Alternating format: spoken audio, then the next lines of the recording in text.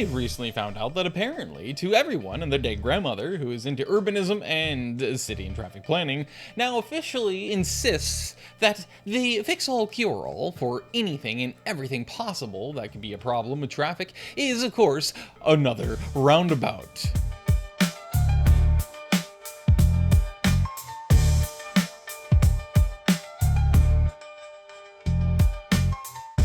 They go around the block, they come back, they go around again.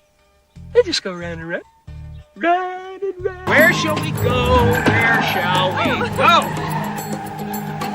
Truman, where are we going? I don't really know. I guess I'm being spontaneous. Somebody help me! I'm being spontaneous! High rates of crashes? Roundabout. High death rate in the intersections? Roundabout. Too much traffic congestion? Roundabout. Too much noise? A roundabout. Not enough donuts? Roundabout. A rabbit looked at you the wrong way? Roundabout. You have cancer? Here's the cure. Get another roundabout. You didn't get enough sour cream on your Taco Bell? Roundabout.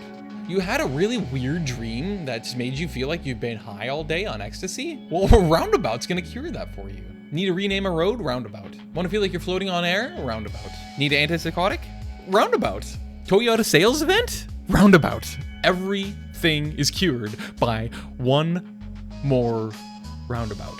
The irony of this is that this is proof that this is the modern, apparently quote-unquote progressive and correct mentality of new urbanism, if you will. People who are against motorists and against single-family zoning and housing and against just one more lane and are all about light rail and all these other different things apparently are addicted to building just one more roundabout.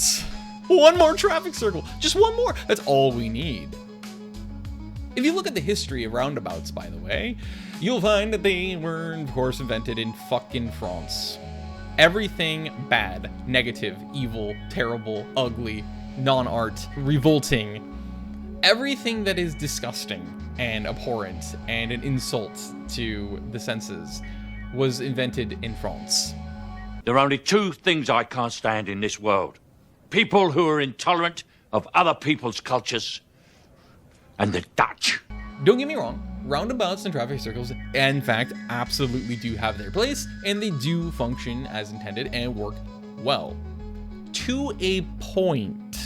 They are not a fix-all, they are not a cure-all. And the higher capacity your roadway or highways and thoroughfares, therefore, going into one may be, the more lanes you will require.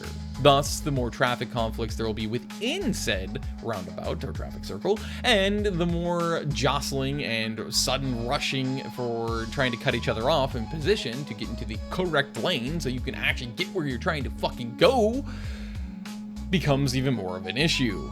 Plus, they're also a bitch to navigate as a pedestrian, and I just, no, there's actually a lot of issues with roundabouts. That is high capacity ones. There is a place for them, but there's a certain point where it becomes just non-viable, just too much. There's too much traffic input and throughput, there's too much demand, there's too much development around it, so on and so forth. And in fact, to this point, if you look, in fact, right at France, where they invented them and exported them to the rest of the world, now it's not British, it's France. You look at, say, Paris, or Bordeaux, or Toulouse, or Nice, or Lyon, Marseille, all around France. But especially if you look in Paris, you're going to find the most insultingly egregious and over-congested jockeying for lane position you'll ever find anywhere in the world. And they take place in their fucking roundabouts. Which I could have told ya would be the case without ever having a degree or studying engineering, planning, or urbanism. You don't need a degree to understand how basic logistics function and work, because basic logistics are also known as common sense. All you have to do is observe and pay attention and also understand basic human psychology, especially behind the wheel, and you're going to figure it out really quickly why this is a major problem. To put roundabouts as a solution to literally everything in the world of traffic, engineering, and planning.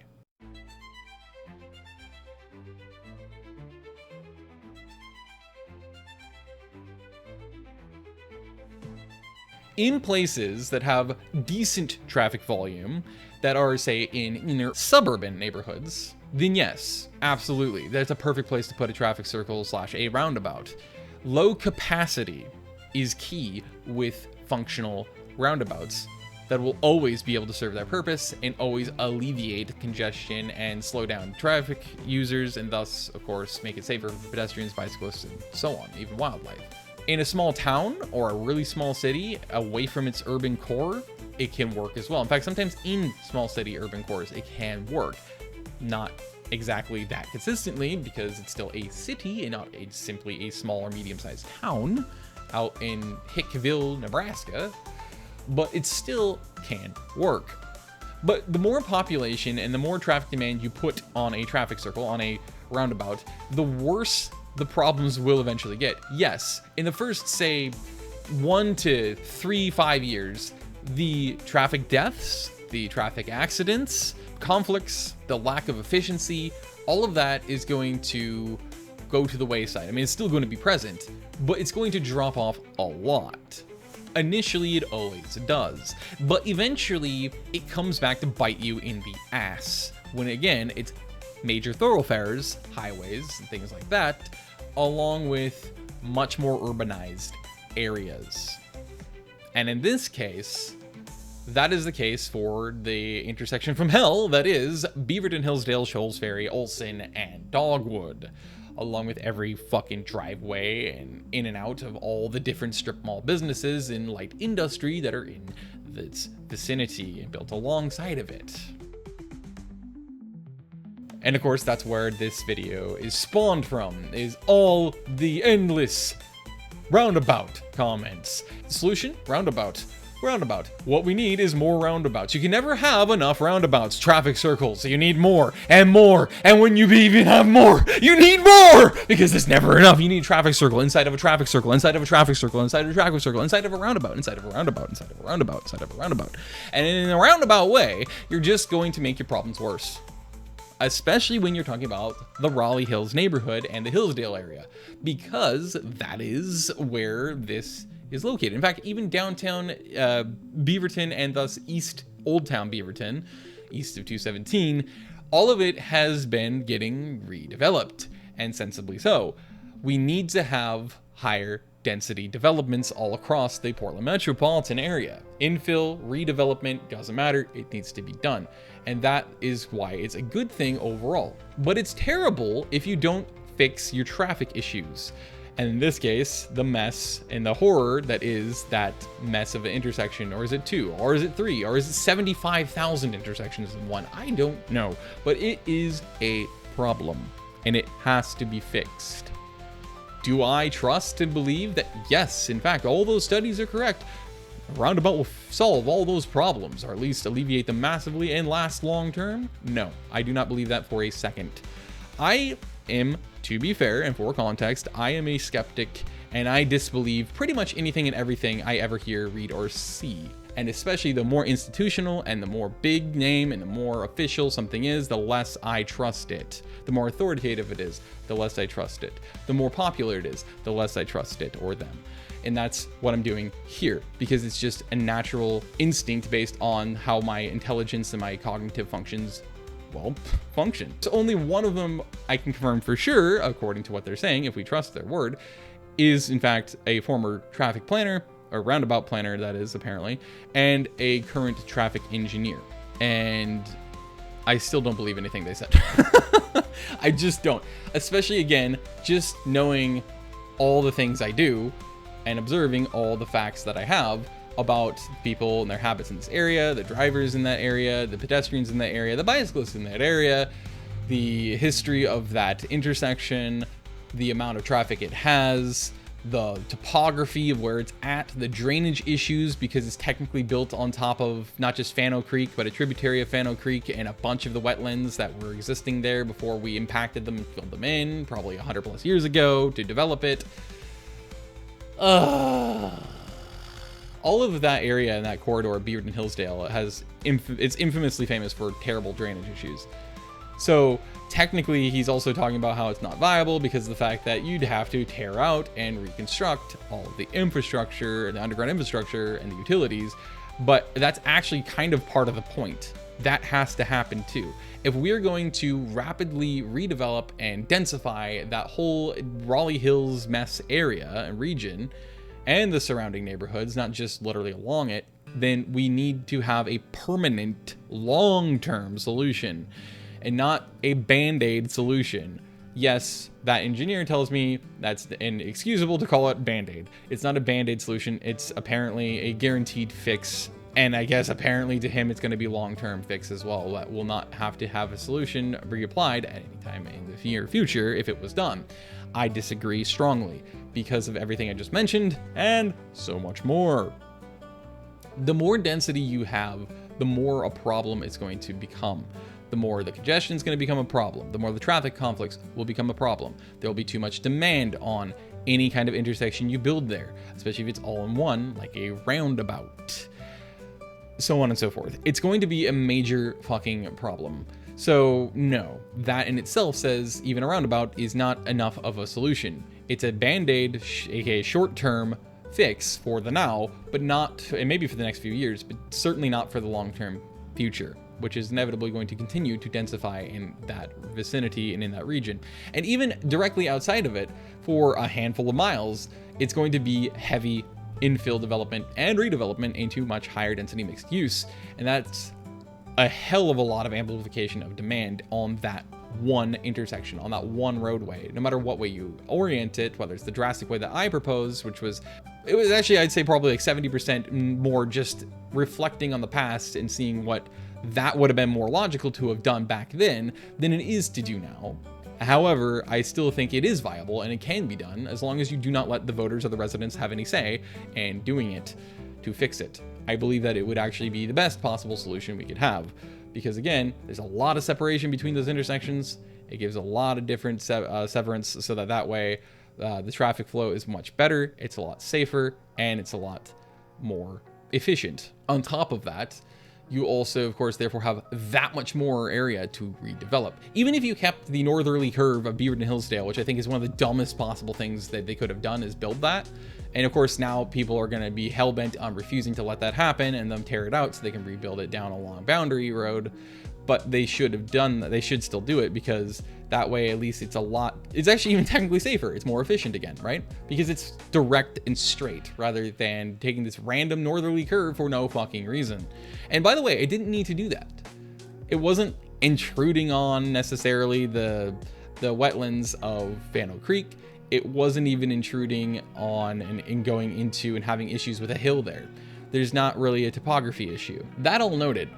There's another aspect of problematic issues with roundabouts, traffic circles, and that is that, again, when you go back to France, they had to make a solution to that fix-all solution called a roundabout or a traffic circle, and that was the dog bone. Or the dog bone roundabout. Let's face it, it's not an actual roundabout. Yes, it's technically circumvention, so you're going to go one way to go the other if you're not trying to go simply straight, staying on one side of the roundabout and the flow. But it is still technically not a true roundabout because, let's face it, it has to be a sphere. It has to be round in order to be a true roundabout. This is an oblong dog bone shape. That's why they call it a dog bone or a bone.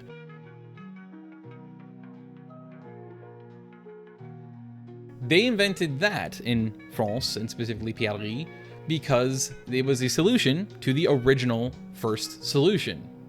See, normal interchanges and intersections simply were not enough. They were too dangerous, there were too much conflicts, there was too much congestion, demand, so on and so forth. That's why they went away from it to go to traffic circles and thus roundabouts. But then those didn't really work either. After the first initial handful of years where it did drop everything off, that was a problem, and it seemed to solve it, it very quickly ended up getting worse, not better. Long term, it always goes worse, not better. Because they're only trying to fix something in the now and for a short temporary period of time. They're not looking 10, 20, 30 years into the future, which is how you're supposed to do it. It's called future proofing for a reason. You have to future-proof. They refused to do that. So as a result, they had to come up with a solution to the solution, because the solution was actually more of an exacerbating problem. Thus the dog bone came to be. Of course, the problem with the dog bone is that too eventually became a problem. So much so that then we got what I call the bow tie, or the bow tie interchange, or the bow tie intersection. Utah is one of the places that have implemented this in multiple different places, and here in the United States, outside of thus Europe. And guess where that was invented? Yup, in France. Why? Because the solution to the prior solution also was actually more of a problem than a solution. So you needed a third solution to the prior two solutions. Thus, we got these weird bow tie things, this crisscrossing set of roadways. And well, you're starting to already very quickly, even though they're very, very, very recent, so it's gonna have very little data so far. We already know two factual things about these intersections, these forms of interchange, if you will. The first is that naturally, as expected, after the initial amount of normal traffic users were trying to use it, they gave up. And instead, they stopped using it. So the traffic volume plummeted. A lot of engineers and data analysts would say, oh, that proves that it works. And no, all it proves is that they're abandoning it because they don't want to try to figure it out and deal with it, and they're too nervous about it. And so instead, they are inundating other normal intersections, or potentially, God forbid, roundabouts. And that's how they're accessing, say, the freeways or other major thoroughfares. They're intentionally cutting through neighborhoods and going around Charlie's Barn to get to where they want to get to, and the roads they need to get to or access, just to avoid the stupid, weird, zigzagging, weaving interchange roadways that they have implemented now. For good reason. I totally understand it. It makes perfect sense. Even their underdeveloped reptilian brains are instinctively going, this is illogical and makes no sense. Fuck that. Never again. The second fact we know for sure already is the fact that for those who do use it, it still is actually arguably slightly more dangerous, if not about as dangerous as it was before. And besides, because of the confusion, even once people get used to it, the problem is that, again, people who are new to it are confused. They might make a wrong turn, might drive on the wrong side of the road. They might end up getting into an accident with somebody else because they didn't understand what the heck they were looking at, or how to understand how to figure it out. Basic human psychology, especially here in the United States, says ego and ignorance and inattentiveness are the three main factors that you will always encounter with just about anyone and everyone at any given time. And that includes, and arguably is especially true, when it comes down to motorists. Motorists in this nation are egregiously infamous for not paying attention and also being extremely egotistical and arrogant. And on top of that, you combine it with ignorance and confusion, in this case, that's a major issue as well. So naturally, that also increases the dangerousness of having something as stupid and illogical as this little zigzagging bow tie type of interchange or intersection exist in the first place, especially here in the United States. That is not a proof of concept. That is not proof of it being a solution to a problem.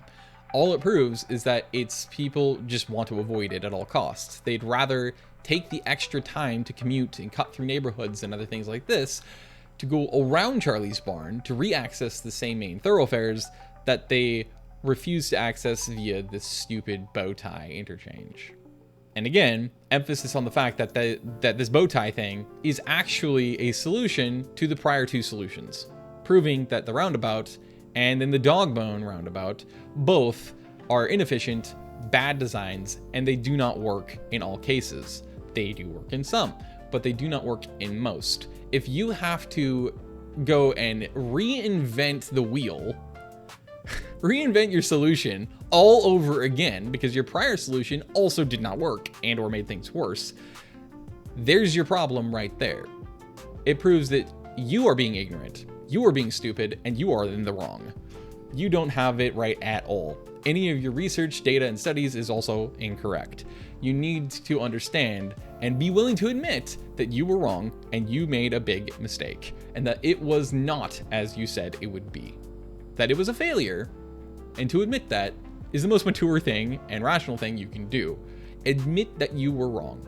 You fucked up, it didn't work, and then move on to try to learn from what went wrong with it and how to better design an actual solution in the future, if that's even possible at this point with the motorist-centric world that we currently live in. So no, I will confidently say it with 100% confidence, I know I am correct, that yes, all of you saying roundabout as if it's a fix-all solution are in fact wrong. Yes, even the traffic experts and engineers are wrong on this. Their data is wrong. It is not true at all. It is not a fix-all. Could it potentially work here at the Beaverton-Hillsdale junction with Olsen and Dogwood and Shoals Ferry? Possibly. I highly, highly doubt it, but possibly. And I'm gonna end it with this about the problem with roundabouts, traffic circles. And it's simple. And I think it's actually very obvious, but hear me out. The biggest issue with the roundabout fixing it everything, or just being the thing that you have to implement everywhere that has a traffic issue, is this. The more people use it, so the more demand that is put upon it, the more users of this intersection that is a roundabout or a traffic circle, the more, of course, you're going to end up going over capacity. And what do you have to do with a roundabout or traffic circle once you reach capacity or get over capacity to supposedly fix this congestion problem? Well, you just add one more lane. Yep, you have to keep adding one lane after another lane after another lane, and as we all understand, when you add another lane, just one more, it induces demand. Yes, it's a very real factor. It's a very real reality that we grapple with across the world, but especially in places like the United States, because we have the Katy Freeway, infamously, as a prime example of this. They, every few years, had to add 1 to 3 more lanes to that fucking freeway in order to try to solve the congestion problems. And it took them until they reached 28 lanes, not including the frontage roads, which there's multiples along the Katy Freeway, by the way. 28 fucking lanes. And now they're officially claiming we cured traffic. We cured congestion. We fixed it. All it took was 28 lanes, not including auxiliary lanes, not including frontage roads. That's where apparently we have officially arrived at in the train station of traffic planning and urbanism, new progressive urbanism and ideas, is apparently just one more roundabout. And then when you build that roundabout and it reaches capacity, just one more lane. You return back to the primitive monkey-brained one more lane. That'll fix the problem. And of course, with adding another lane to a roundabout, each lane you have in a roundabout, in a traffic circle, whichever way you want to call it, the bigger and more land area that roundabout has to have in order to fit in the geometry in a safe fashion, an efficient fashion, each of the lanes. The bigger the roundabout is, the more lanes it has. And in the case of the, again, this intersection of Hell and Raleigh Hills of Beaverton/Portland, I still really think the best thing you can do is ignore Dogwood. Cut it off permanently. Don't let it have any interaction with any of those roads. Just say, fuck you, you get no choice. You have to drive, take a long way around to get to any of these major thoroughfares. That's gonna be at least, I would say, 5 lanes. The minimum, bare minimum lanes you can have in that roundabout are gonna be 4 lanes.